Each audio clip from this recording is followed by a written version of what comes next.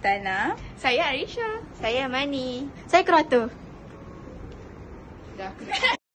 Sekolah Menengah Kebahasaan Kem Kerendak merupakan sekolah yang terletak di daerah Alor Gajah, Negeri Melaka.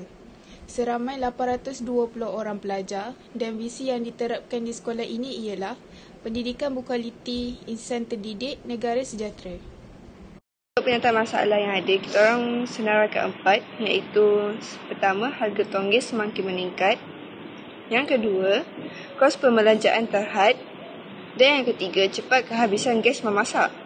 Dan yang keempat pula, kesukaran untuk melakukan aktiviti luar jika ingin memasak. Perkara yang boleh didapati jika produk dihasilkan. Pertama, boleh digunakan ketika kehabisan tonggaz. Kedua, boleh digunakan jika kecemasan, contohnya di hutan. Ketiga, mengurangkan pencemaran alam. Sebagai contoh, guna semula minyak sebagai sumber tenaga adalah lebih mesra alam.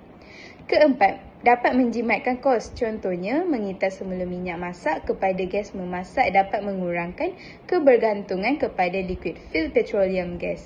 Secara ringkas, LPG. Berdasarkan lakaran, tiub akan dipotong kepada 3. Tiub pertama akan disambungkan kepada pam tangan dan penutup balang mengandungi petron. Pada tiub kedua, akan disambungkan kepada penutup balang petron dan penutup balang air.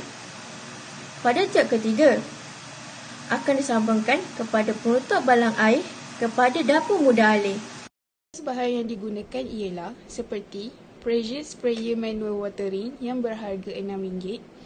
Kemudian kami menggunakan minyak masak paket yang berharga RM2.50.